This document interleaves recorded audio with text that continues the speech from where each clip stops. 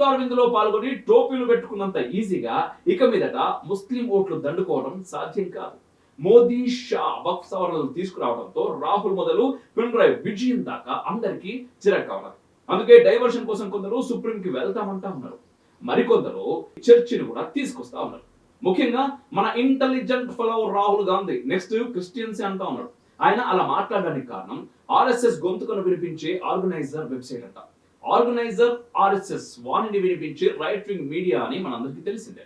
అందులో వక్ఫ్ బిల్ విజయవంతం తర్వాత ఒక ఆర్టికల్ పబ్లిష్ అయింది.